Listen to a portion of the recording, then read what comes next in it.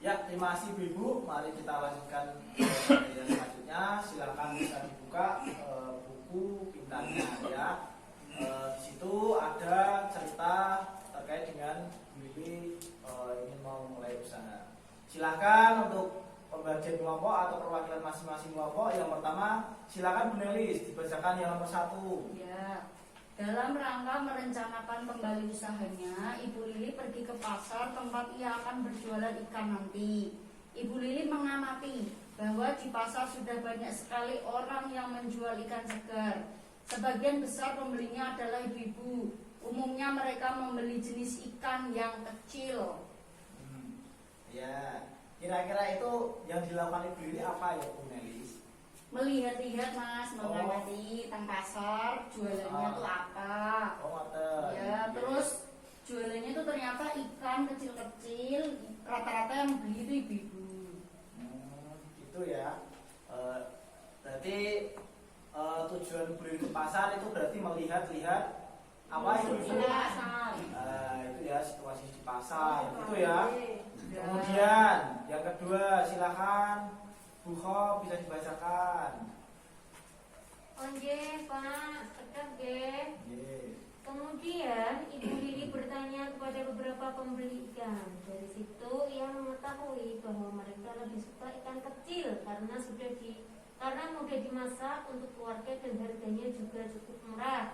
Namun demikian, sebagian besar dari mereka mengatakan bahwa mereka lebih suka membeli ikan matang agar tidak repot memasaknya. Sayangnya, belum banyak orang yang menjual ikan matang. Ya, itu apa Bu Ho yang bisa disimpulkan dari cerita yang nomor 2 itu? Ibu Lili itu bertanya kepada beberapa pembeli, dan dari beberapa pembeli tersebut Ibu Lili mengetahui bahwa banyak dari mereka, sebagian dari orang-orang itu membeli ikan yang kecil karena harganya lebih murah. Lebih murah gitu ya. Gitu ya. Terima kasih Bu Ho. Selanjutnya silakan Bu Linda bisa dibacakan. Nomor 3 ya, nomor 3. Ibu Lili juga mempelajari bahwa harga ikan yang banyak dibeli ibu-ibu tidak lebih dari 20.000 per kilo. Untuk menarik pelanggan, sebagian penjual menjual ikan mereka setengah dari harga normal jika ikan-ikan tersebut belum laku pada jam 3 sore. Sesampainya di rumah, Ibu Lili mendengar radio memberitakan bahwa ratusan ikan dalam tambak di dekat desanya sedang diserang jamur. Akibatnya banyak ikan mati dan tidak dapat dimakan. Ya, itu Bu Linda, kira-kira yang bisa dilihat informasinya dari materi atau cerita nomor apa? Niku berarti ngeten Pak, Bu Lili kan ajeng tanglet ini ikan itu biasanya kan 20.000 dan ini kok setengah harga. Nanti pas ditugas kok tekan beliau kok ternyata nopo ikan ini diserang jamur dan ditang. Makanya lo kok lagi murah ngoten. Oh, berarti cari info harga ikan yang paling murah gitu ya? Iya, terima kasih. Mbak Parman nyimak mawon nggih. Monggo Mbak Budi yang nomor 4 bisa dilanjut. Setelah memikirkan seluruh informasi yang dikumpulkan, Ibu Lili menyimpulkan bahwa menjual ikan segar akan sangat sulit karena sudah banyak orang yang melakukannya. Ibu Lili kemudian mengubah rencana usahanya menjadi berjualan ikan matang yang dimasaknya terlebih dahulu di rumah. Kebetulan ia sering membantu tetangganya memasak ikan untuk acara-acara pernikahan. Ia akan membeli ikan dari pedagang di sore hari agar dapat harganya yang murah. Sayangnya Ibu Lili tidak memiliki modal cukup banyak, sehingga ia hanya mampu membeli beberapa kilogram ikan dan membatasi variasi jenis makanan yang dijualnya setiap hari.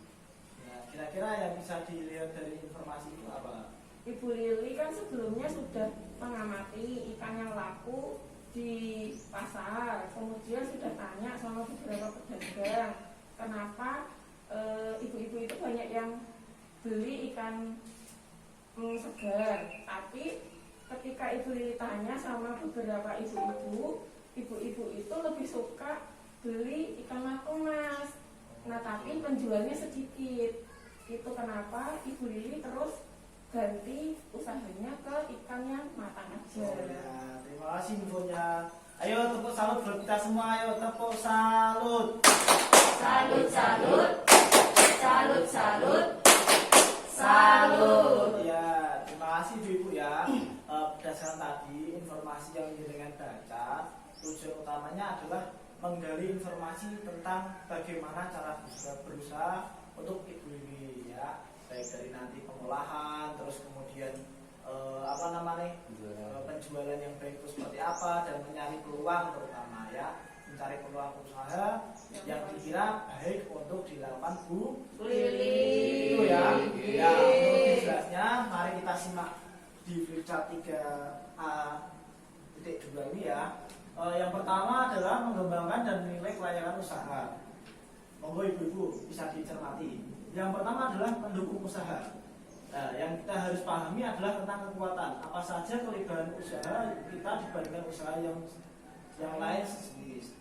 Ya, itu poinnya adalah memiliki keterampilan memasak ikan balado dan rasanya lebih lezat daripada masakan ibu Yang lain. lain. Berarti kekuatannya di sini adalah memiliki masakan yang lebih enak gitu ya, Bu ya. Ya, daripada masakan yang lain gitu. Kemudian untuk peluangnya, apa saja yang ada di luar usaha kita namun dapat memberikan pengaruh positif.